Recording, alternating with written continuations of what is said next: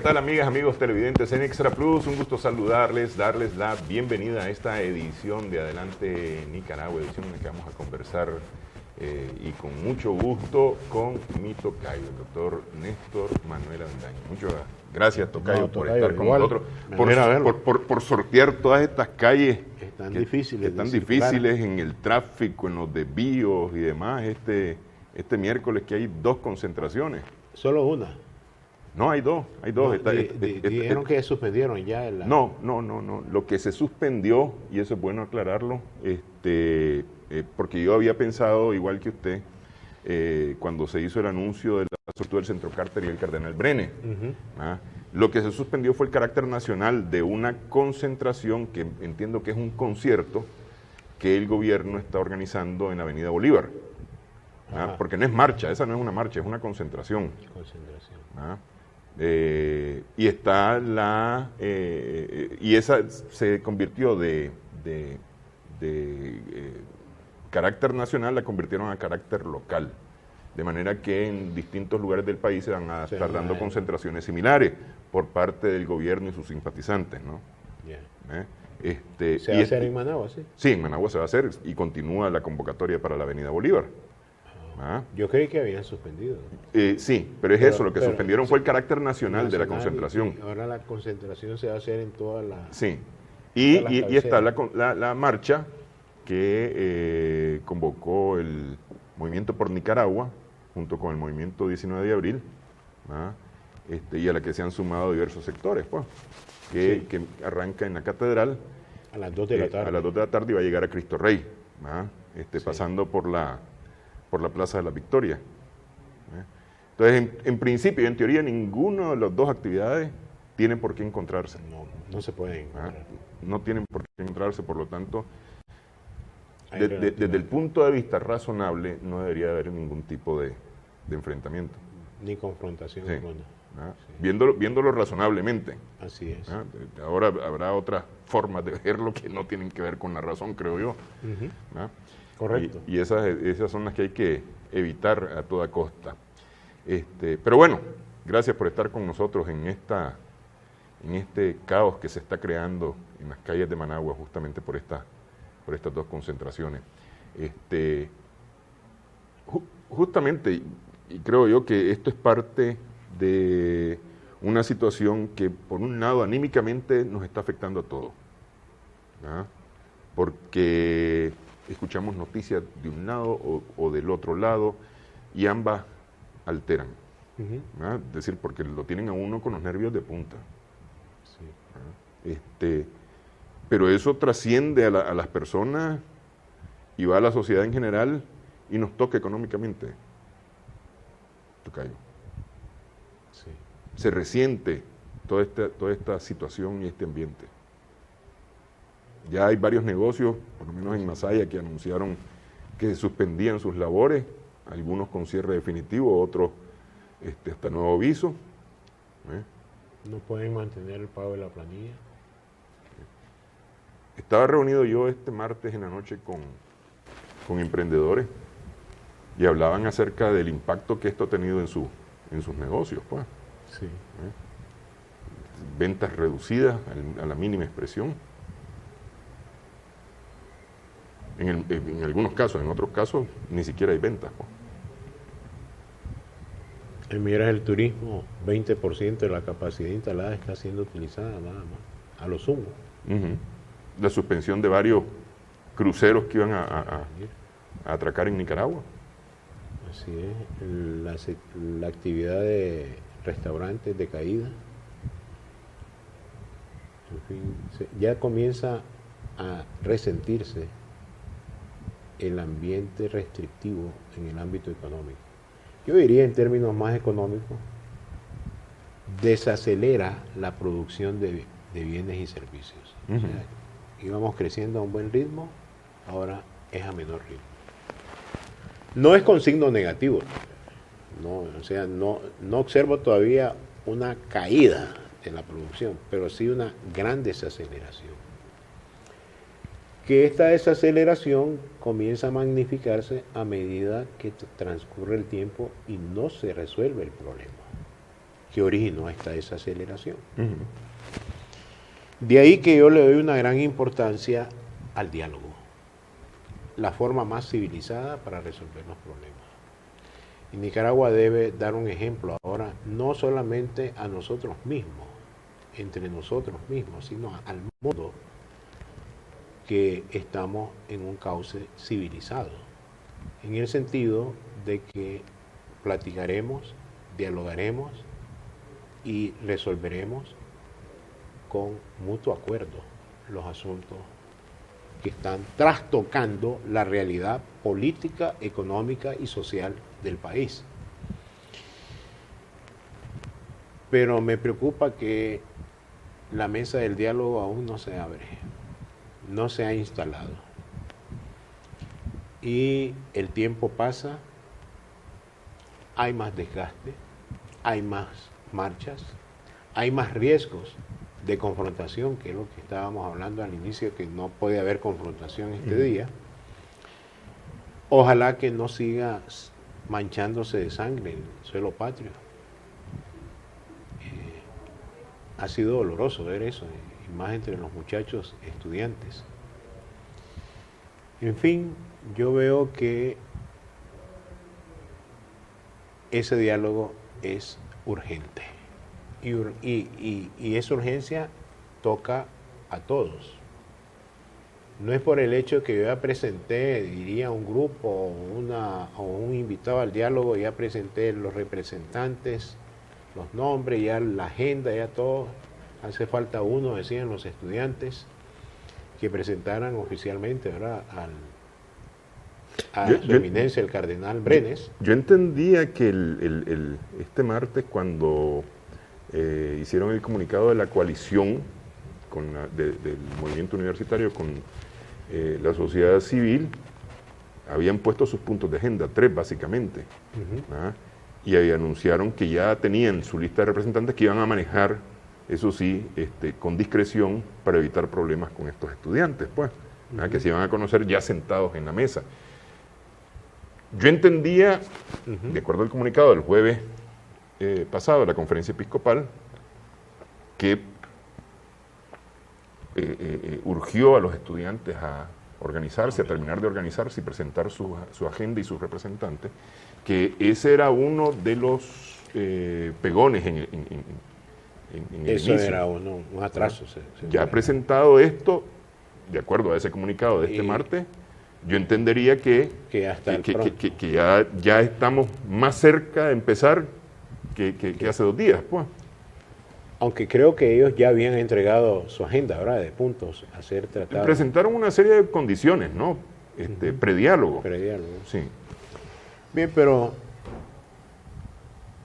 la pregunta es clave aquí es ¿hasta cuándo es hasta cuánto tiempo, pues, tiene Nicaragua una capacidad de aguante para evitar un gran deterioro, del cual es difícil levantarse?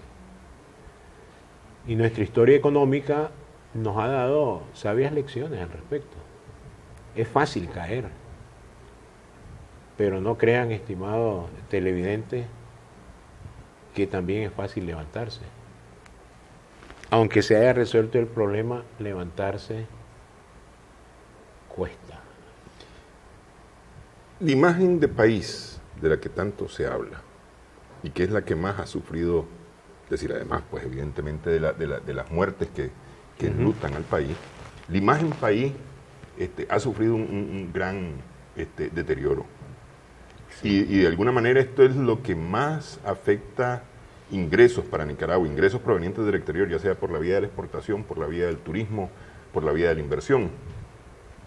Sí. Llevamos, no es 10 años, llevamos 28 años construyendo. 28 años. Y le hemos rebajado en 3 semanas.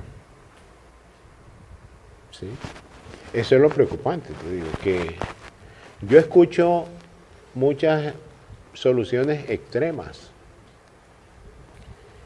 que yo diría, como en economía se dice, las medidas más duras hay que dejarlas allá, en última instancia.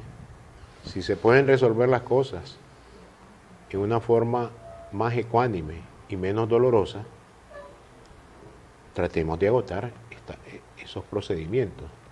Pero a veces escucho que ponen una medida al inicio que deberíamos considerar al final, lo cual provoca más incertidumbre. Y hay que reducir los niveles de incertidumbre. Por ejemplo, yo he escuchado, te voy a dar un ejemplo de economía, pues, devaluar la moneda. Es lo último que un presidente debe hacer en materia cambiaria.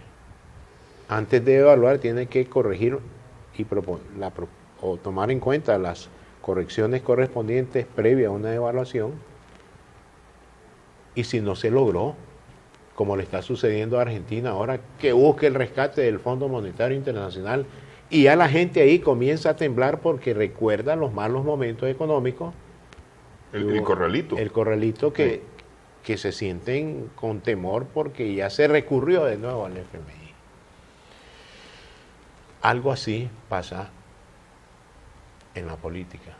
Si tomas en cuenta, por ejemplo, lo que espero que se detenga esa propuesta de abordar rápidamente un paro nacional. Eso ya, a los que no han vivido paros nacionales en este país, los que no tienen en mente los crudos impactos que tenemos y quienes más sufren con un paro nacional.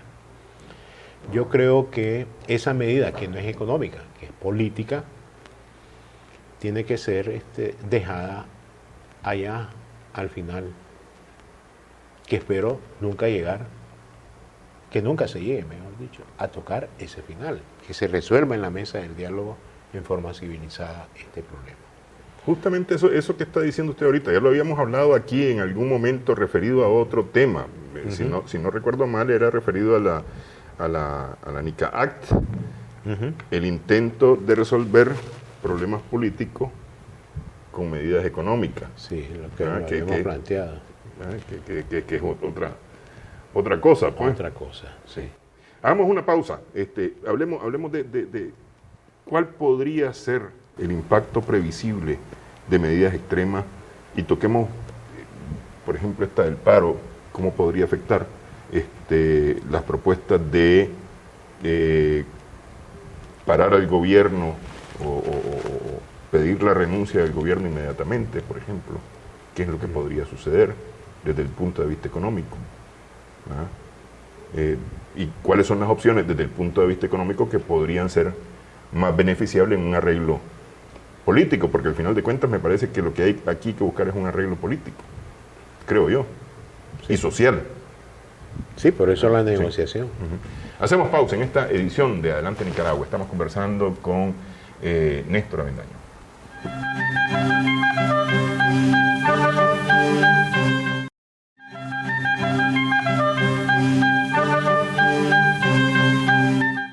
Seguimos en Adelante Nicaragua en Extra Plus. Estamos conversando con Néstor Avendaño, economista. Decíamos antes de la pausa, doctor, que se han hecho propuestas que podrían, desde el punto de vista económico, no ser las más viables para el país. Además del tema legal, pues, o el tema de legalidad, tal vez, o de institucionalidad, pues, si se puede ver desde ese. Sí. Fíjate que yo creo que las discusiones de los asuntos políticos, el problema que yo veo no es estrictamente ir a cambiar las leyes, sino hacer cumplir las leyes. Y eso creo que ahí se puede avanzar rápidamente. Nicaragua goza, incluso en jurisprudencia, de avances notables en la modernización de sus leyes. El problema es cómo se administran o cómo se entorpece el proceder jurídico, o cómo se entorpece la sostenibilidad de los contratos, de los reglamentos y de las mismas leyes. Y se han cometido errores, creo que hay que aceptar eso, Por ejemplo, el hecho de actuar y después mandar a legalizar. Esas cosas se pueden limpiar rápidamente. Pero también está el problema del hombre. Cuando digo el hombre, hablo de la calidad de las personas que administran las leyes. Y esa es otra cuestión que hemos visto que es bastante cuestionable. Eso se puede resolver rápidamente. Pero ir a cambiar todas las leyes, te voy a decir, aquí podemos pasar años discutiendo cuál es la mejor ley. Sí. Entonces, un consejo muy rápido que yo daría sería, tratemos de avanzar rápidamente en aquellos ámbitos que realmente son problemas de fondo y de forma, pero con cambios rápidos o sustitutos de acciones y de personas que mejoran el ambiente legal y jurídico del país, el ambiente político y jurídico del país. Creo que me expliqué en esa parte. Sí. Sin embargo, todo lo que salga de esa mesa de diálogo, estimado Néstor, tocayo, debe ser con base en las leyes, si estamos pidiendo el respeto a la ley. Claro. No vamos a llegar a decir, este se va, este se queda, no. Hay que hacerlo en el marco legal que tenemos. Por supuesto, con una debida supervisión. Que yo te diré honestamente, como nicaragüense, poner al investigado como investigador no es correcto. Poner a un acusado como un inocente no es correcto. O poner a un acusado como un acusador no es correcto. Entonces, en ese sentido, el diálogo, la mesa del diálogo es importante. Medida extrema. Hay dos medidas extremas, como se han comentado públicamente. Una, de que el señor presidente tiene que dejar el cargo. Bueno, ese es un deseo. Pero hay procedimientos para que quede o deje el cargo. Y hay que cumplir esos procedimientos. Yo creo que es necesario más cordura y no llevarnos por el hecho de la observación del problema y del fenómeno, porque para eso es el diálogo.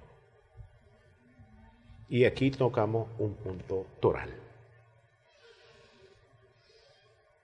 Se ha adelantado la Asamblea Nacional nombrando a una comisión de la verdad, que popularmente le han dicho ahora comisión de la mentira. Sí. Yo no creo que hay que poner a comisiones nacionales y con un sesgo político partidario a investigar este problema nacional, porque hay una confrontación muy importante en este momento. Es como si los protestantes pusieran su comisión y que vayan a investigar. También yo diría, no es correcto, porque ya sabemos quién va a salir culpable y quiénes van a salir no culpables. Sí. De ahí la necesidad urgente que sea una comisión independiente, internacional, incluso como esta Comisión Interamericana de Derechos Humanos, que está subordinada a la Organización de Estados Americanos, tengo entendido, sí, como un ente con su competencia, como está el Centro Carter aquí, que puede ayudar a resolver estos problemas. Ese apoyo, no es que vengan extranjeros. Y a mí me ha gustado, he sido uno de los pocos profesionales que me ha gustado decir que los problemas de Nicaragua los resolvamos los nicaragüenses, pero en esta situación no lo podemos resolver exclusivamente los nicaragüenses, porque cualquier conclusión puede ser cuestionada por la otra parte y no llegamos a nada. Entonces, un consejo que yo hago a las autoridades gubernamentales, estimado tocayo, es que acepten la participación de comisiones, cortes, organismos especializados que colaboren a resolver el problema de los nicaragüenses. El doctor Cairo Amador, que integra esta comisión, ha sido panelista nuestro los lunes, ¿sí?, para el análisis internacional. Y por supuesto que este lunes el tema que teníamos que abordar en el programa pasaba por esta Comisión de la Verdad y aprovechar justamente su presencia aquí en el programa. Y él lo que comentó fue que la Comisión se estaba planteando buscar ayuda en la Unión Europea, buscar ayuda en las Naciones Unidas y buscar ayuda en la OEA para la realización de su trabajo. Y decía, sabemos que estamos partiendo de menos de cero en credibilidad y justamente ese es el reto, dar transparencia a este trabajo y buscar quién nos ayude a hacer lo mejor para dar respuestas prontas. Pero no lo han hecho público los miembros de la comisión. Lo dijo aquí públicamente en cámara. Un miembro de la comisión. Sí. Pero ¿cuál es la opinión de la comisión? Porque yo entendería que esa posición del doctor Amador, en este caso, responde a la posición de la comisión, pues. Porque no es un deseo personal. Sería como muy irresponsable y atrevido de decirlo a nombre de la comisión, si no hay tal, pues. Entonces, está bien.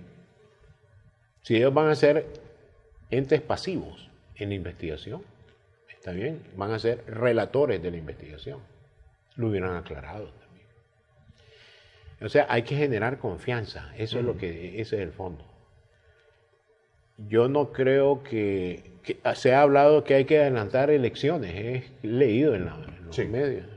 Si esa es una conclusión aceptada por todos los miembros de esa mesa, pues hagamos eso, para buscar una salida a este problema. Así es. Sí. O sea, hay que buscar todas las variantes posibles. Creo que con la sabiduría de la Iglesia Católica como mediadora, se va a buscar aquella salida que cause menos destrucción. Porque el objetivo es construir, no eliminar todo y comenzar de cero. Esa es mi opinión. Ahora vamos a la otra medida en extremo. Varios están confundiendo, y fíjate, yo me sonreía ayer, yo estaba preocupado, demasiado preocupado estaba hace 2 días cuando decían, vamos a hacer una convocatoria de paro nacional. Esto es grave, dije yo. Lo que entendí ahora en la práctica es que es una, llamémoslo así, un permiso laboral para ir a la marcha de hoy. Eso no es paro nacional. Eso es lo que yo interpreto ahora de todo este concepto que se usa para arengar a la población. Tú me preguntabas cuáles serían los efectos de un paro, por ejemplo. Todo se cierra, tocayo. Gran empresa, pequeña empresa, mediana empresa. Y aquellas que no cierran se ven obligados por inercia a cerrar porque todo está cerrado. No pueden hacer nada. Las instituciones financieras cierran. No hay posibilidad de nada. Las estaciones gasolineras cierran. Por humanismo se mantiene el fluido del agua porque si no la gente se muere. La higiene, la salud. O sea, es una situación de brazos cruzados.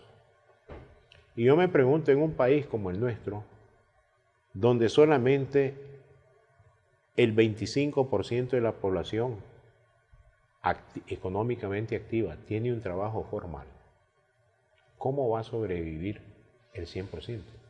No puede. Nicaragua no está apta para resistir un paro nacional, desde un punto de vista económico. Sí. Aunque como de un punto de vista político, todo es posible porque son armas e instrumentos políticos para lograr objetivos que no se han logrado en una mesa. Así es. Sí. Y en ese caso la política no entiende de humanismo.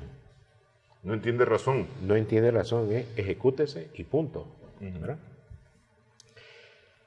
Es ahí donde yo digo que la crisis sería mucho más grande y eso creo que nadie lo quiere.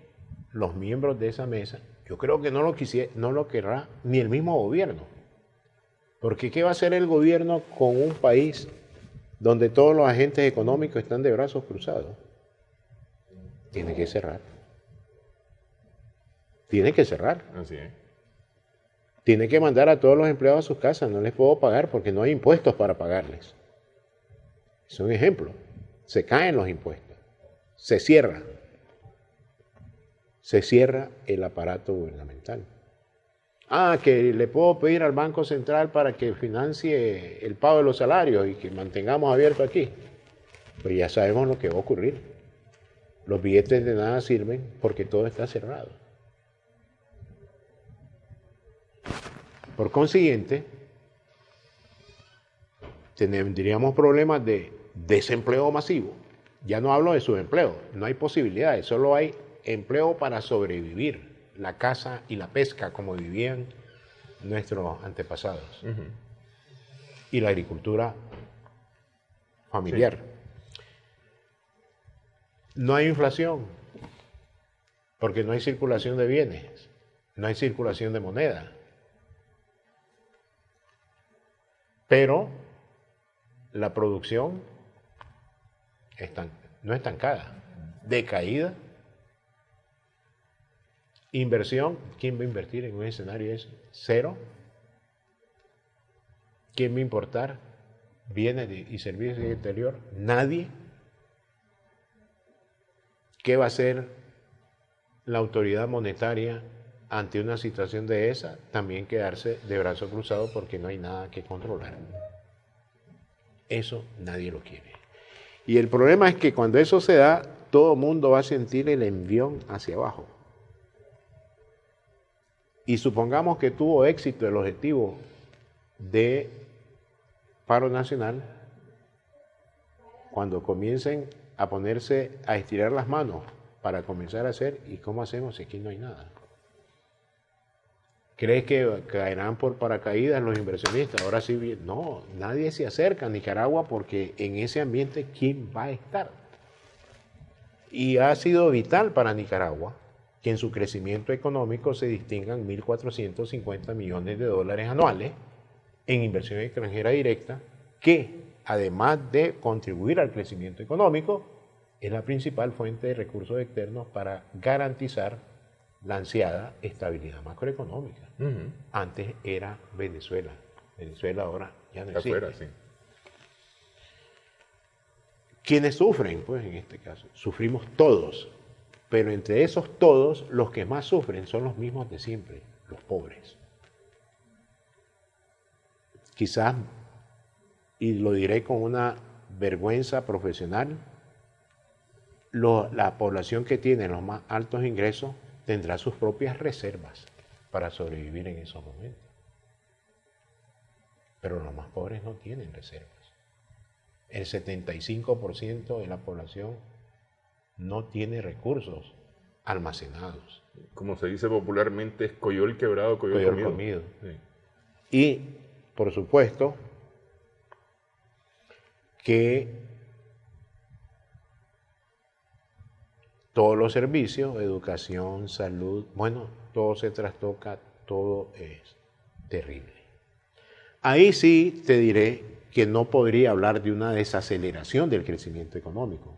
Ahí es una recesión o una depresión económica en Nicaragua. En particular, no estoy hablando de una depresión económica mundial, pero sí una depresión como en el año 79, ¿te acuerdas?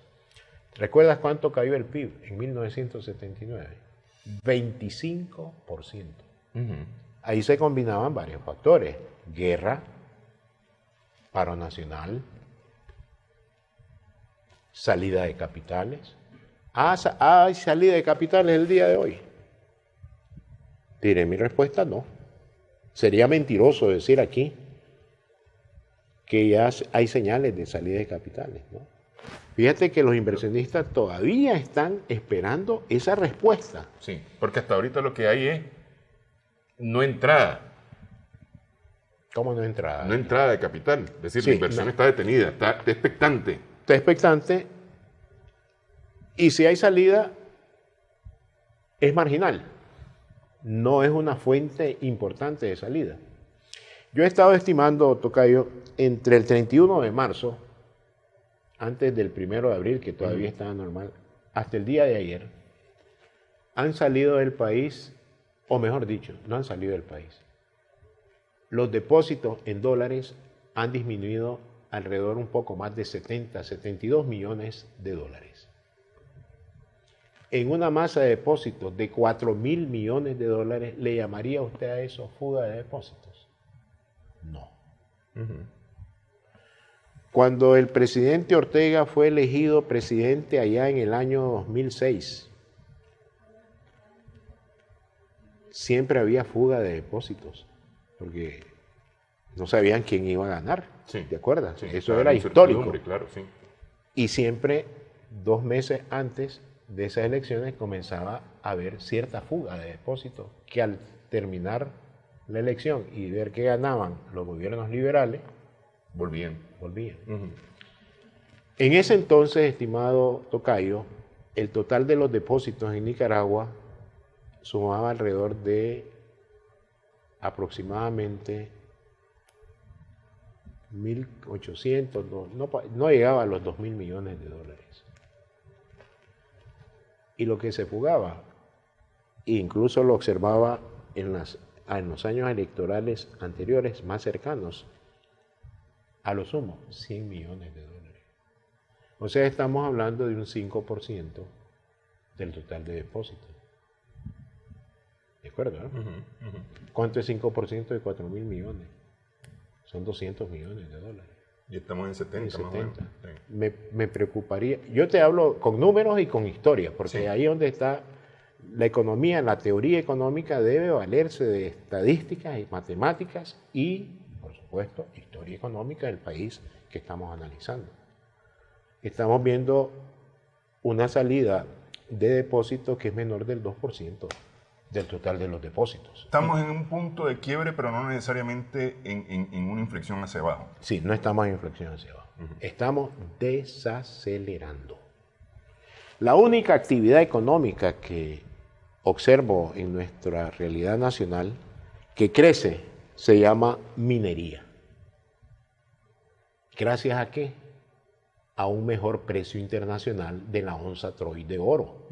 Esto invita a las empresas mineras a producir más para aprovechar el alto precio, que también corre sus riesgos de disminuir dada la fortaleza del dólar de estas últimas semanas que se ha dado en el caso de que se aprecia y por lo tanto el precio del oro disminuye, pero el precio del petróleo sube. Sube, ya tocó los 70 Ya dólares. tocó los 70 dólares. Sí. Entonces hay que ver todas estas consideraciones. Pero la agricultura en descenso y además estamos al final de un ciclo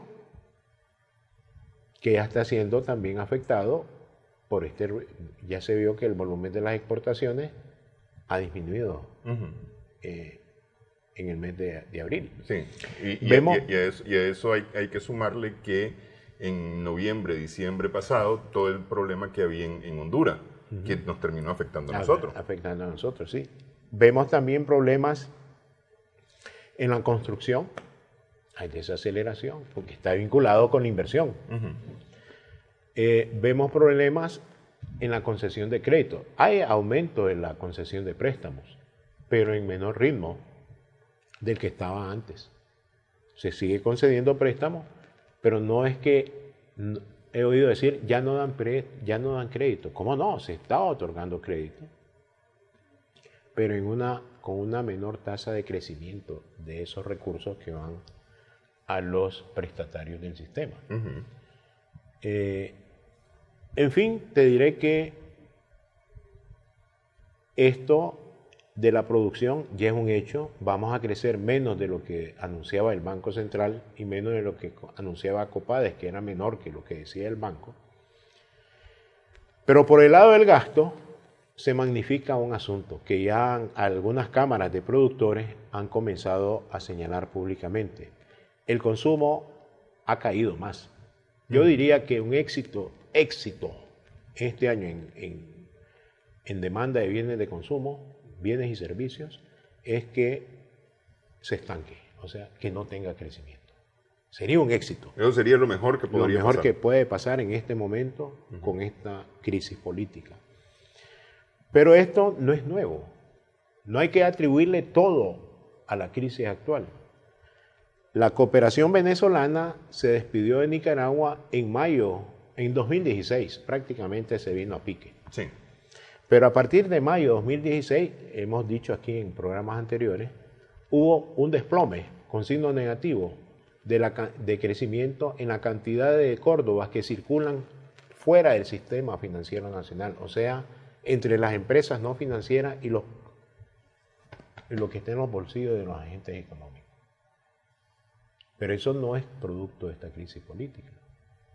Es producto de que ya no se recibe un préstamo de 560 millones de dólares anuales que fortalecía la posición de las reservas internacionales del Banco Central y el banco no se miraba obligado a retirar córdobas de circulación porque habían suficientes reservas.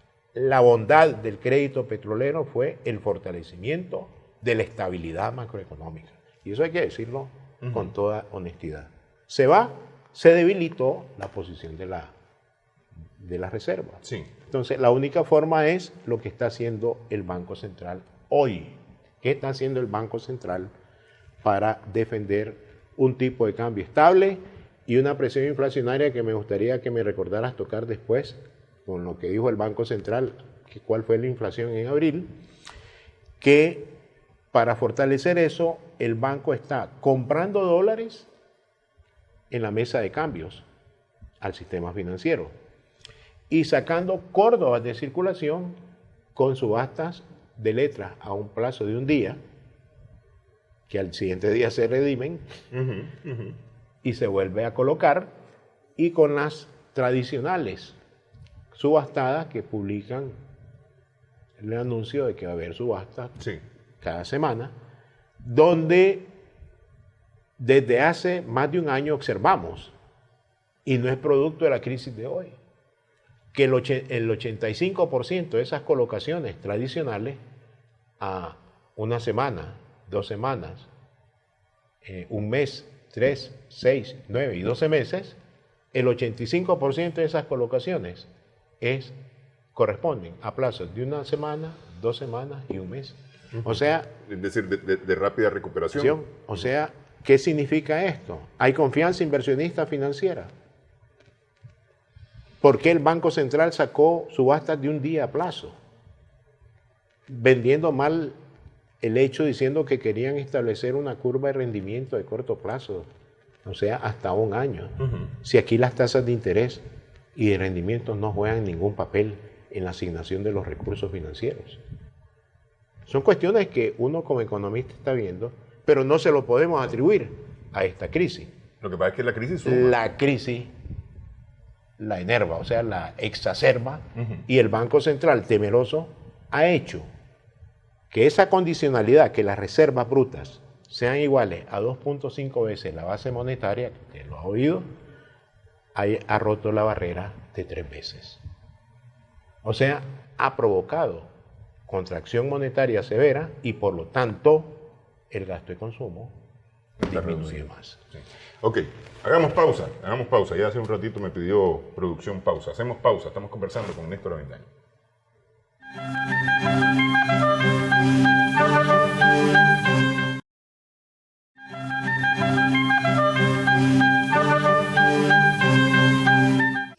Seguimos en Adelante Nicaragua, en Extra Plus. Estamos conversando con el doctor Néstor Avendaño, mi tocayo, acerca de los impactos en la economía con toda esta situación que se ha producido en estas últimas 3 semanas en Nicaragua, con protestas, con muertos, con heridos, con detenidos y demás, ¿no? Es decir, con una cantidad de voces que se ha levantado. Sí. Pero hablábamos del tema de la inflación, por ejemplo, que me parece que esas son cosas que de repente no caen bien en el sentido común y provocan molestia. El Banco Central anuncia una inflación que parece no ser que no hay inflación. Sí. Bueno, lamentablemente, te voy a decir, el Banco Central ha sufrido de los imperativos políticos. Y eso ya está demostrado, pues, con las mismas palabras de su presidente. Yo creo que cuando hay crisis como la que vive nuestro país en la actualidad, el termómetro de la crisis lo dicen los precios al consumidor.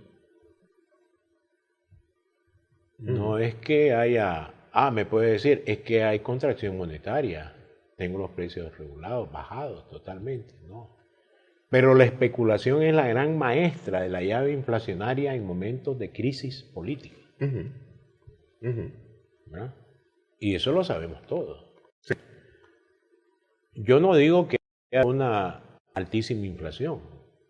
Lo que no puedo admitir es que la inflación es casi 0% cuando en un mes, 15 días, fueron de irregularidades políticas, económicas y sociales. No, yo no me lo explico como profesional de la economía. O sea que me da la impresión, estimado tocayo, que podemos hablar, cuando estuvo de presidente del Banco Central aquel señor Noel Ramírez, un abogado que llegó ahí, yo dije que en el Banco Central había un grave riesgo moral con el carnaval de títulos valores que invadió el Banco Central. Había títulos valores por todas cosas, CENIS bancarios, CENIS del café, letras estandarizadas, TEIS, perdón, no había letras, títulos especiales de inversión. Había una gran gama de papel, un gran endeudamiento del banco. Yo dije, ahí hay un grave riesgo moral. Pero el riesgo moral hoy lo veo en el manejo de las cifras oficiales. ¿Quién elabora el índice de precios al consumidor en este país? Banco Central de Nicaragua. Sí. ¿Quién garantiza la estabilidad macroeconómica en este país? Banco Central de Nicaragua. O sea, juez y parte. Es como las famosas comisiones que estamos hablando de notables nicaragüenses, que nadie les va a creer. Aunque digan la verdad, probablemente algunos los van a poner en duda. Sí. Entonces, yo invito al Banco Central a que ponga la cifra en serio, a que diga la verdad técnica, la rectitud profesional.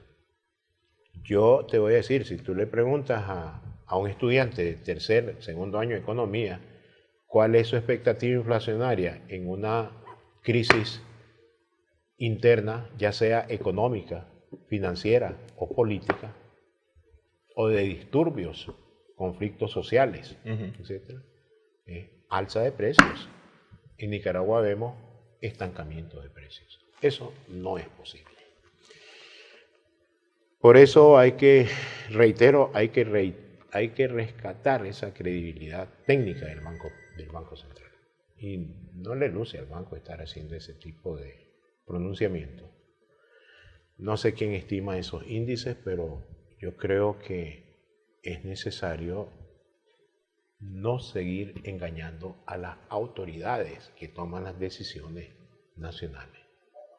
No hay que adular.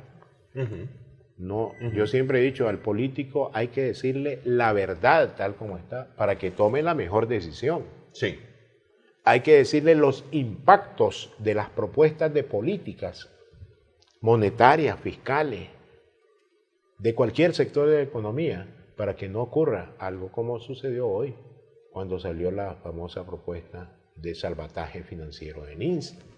¿Alguien se habrá encargado de decirle al señor presidente cuál era el efecto de esta propuesta? Yo creo que nadie le dijo cuál iba a ser el resultado.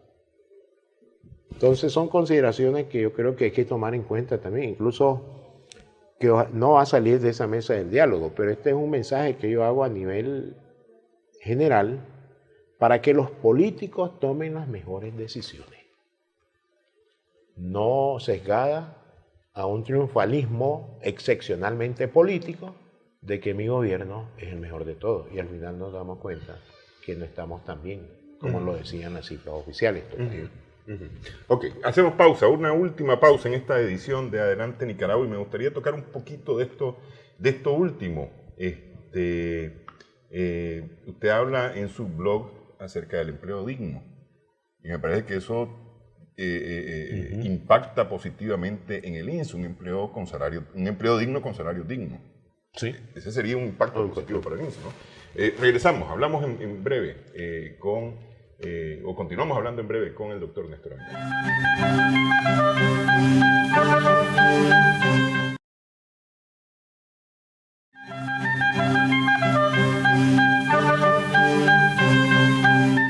Seguimos en Adelante Nicaragua. En la parte anterior hablábamos justamente de la chispa que prendió todo lo que ha sucedido en estos últimos días, que es el tema del INS. Sí. Usted plantea en su blog, en su más reciente publicación, el tema del empleo digno. Pero este tema de empleo digno, que en teoría implicaría también un salario digno,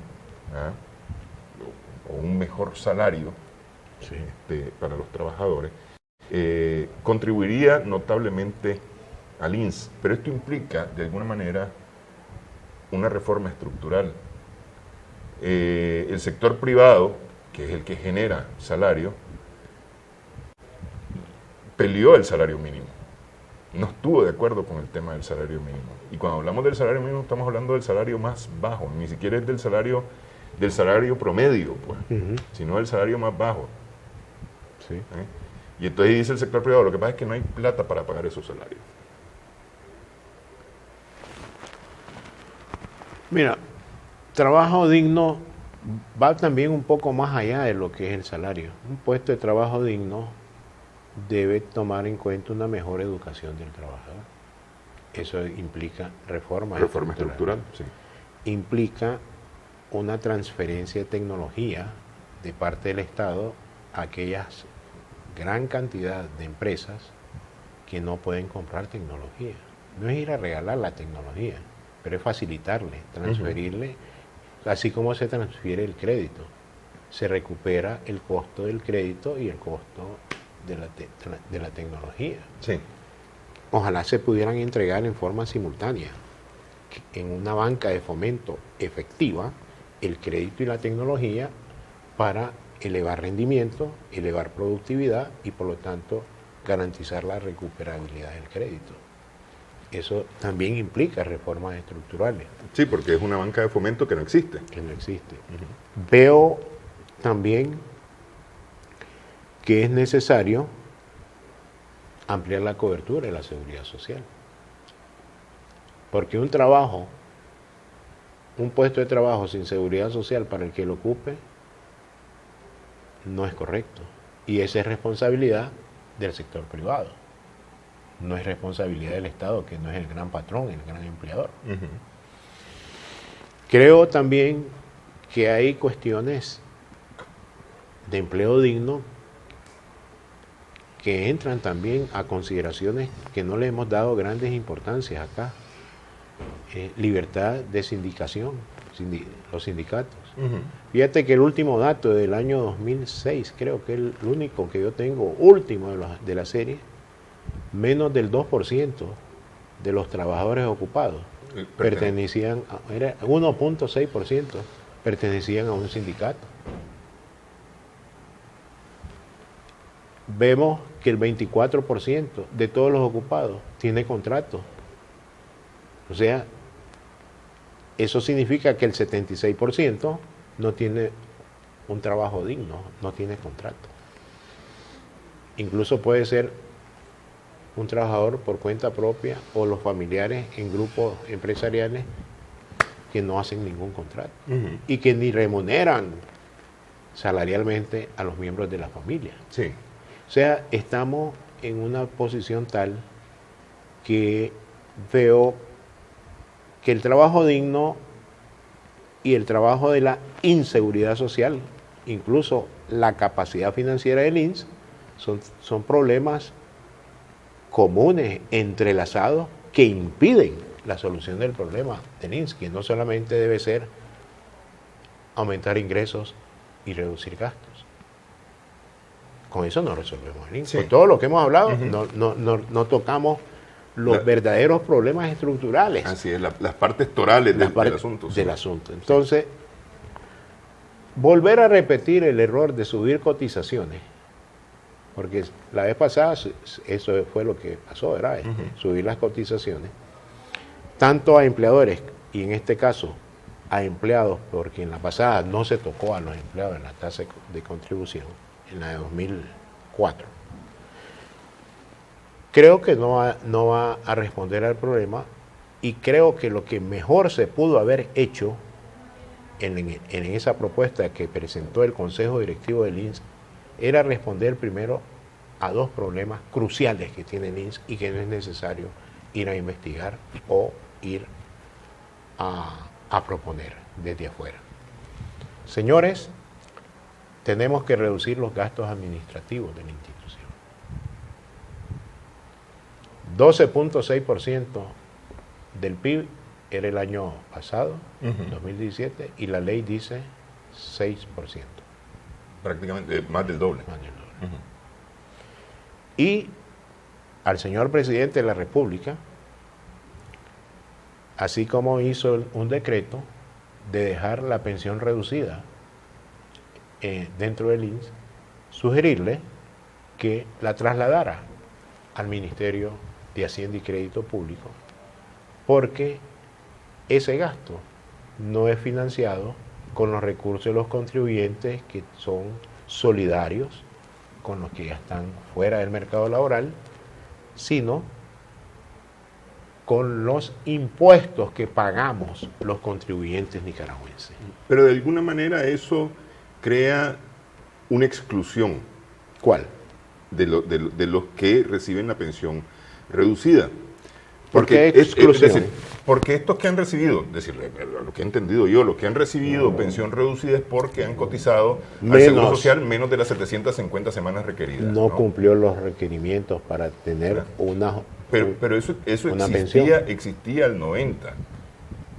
En 1990 existía la pensión reducida como tal.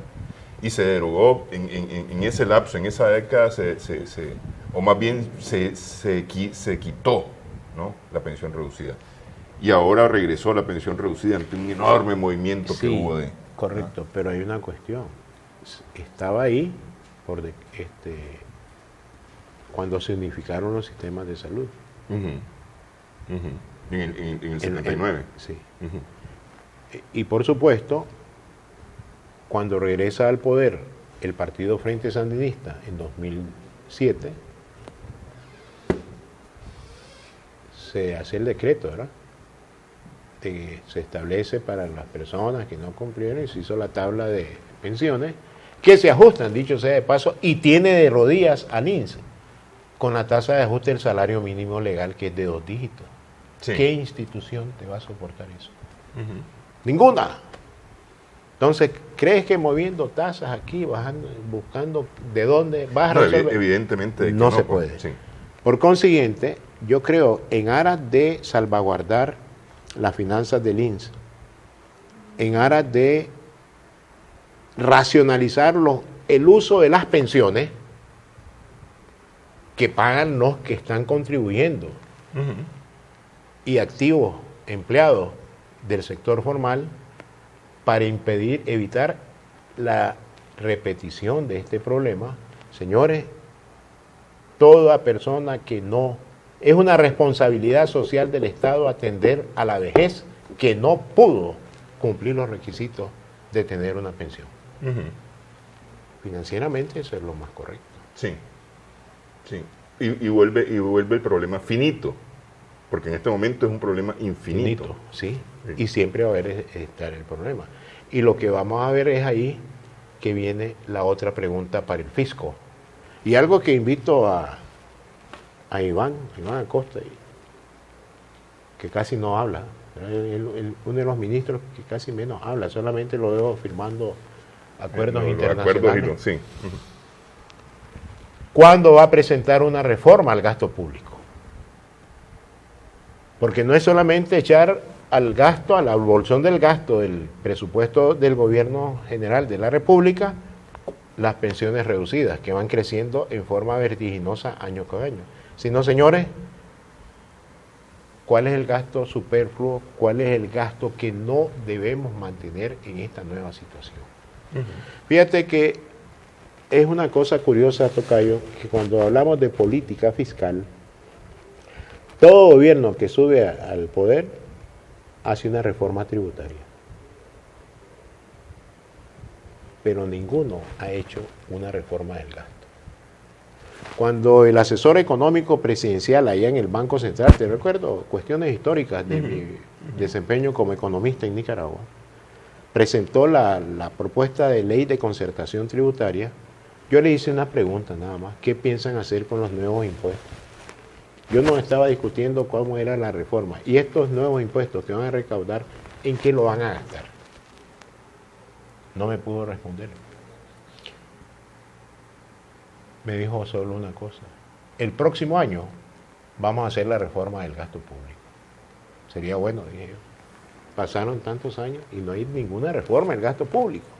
Al contrario, este gasto se viene caracterizando de ir creciendo y creciendo y creciendo. Y si vamos a meter pensiones reducidas al presupuesto, yo invito a los gobernantes, a los ministros, que le presenten al presidente de la República una propuesta de reforma del gasto público para hacer más eficiente el empleo público en Nicaragua.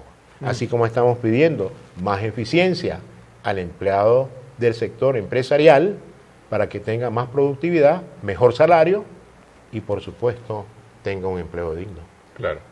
Bueno, desafortunadamente, porque todavía tengo varias preguntas en la bolsa, ¿sí?, que las vamos a dejar para después. Es más, podemos dejar picada la rana, como se dice popularmente. Este tema de reformas fiscales, porque eso es un tema que se ha tocado, decir, antes de estallar todo este asunto, se habló del tema de las reformas fiscales, las exoneraciones y demás, como un tema que tenía la empresa privada para llevar al gobierno, para discutir con el gobierno, y que no habían logrado ponerse de acuerdo. Sobre ese tema, me parece a mí que esta finalmente, más que beneficiar al conjunto de la ciudadanía o de los actores productivos, termina beneficiando cúpulas nada más. Dejo esa ahí para que en una próxima plática podamos abordar este tema. Le agradezco mucho, Tocayo, que haya estado con nosotros. Muchas gracias y me saluda siempre a nuestro amigo, que espero verlo de nuevo por estos lados, aunque sea diciendo hola, Néstor. ¿Cómo no? Lo que pasa es que hoy ha tenido complicaciones y no estuvo por este lado, pero... Sí. Me lo saluda. Claro que sí, con mucho gusto. Y por supuesto siempre a la orden. ¿Cómo no? Muchas gracias, doctor. Gracias también a nuestras amigas, amigos televidentes por su sintonía en esta edición de Adelante Nicaragua. Esperamos que el programa haya sido de provecho para ustedes.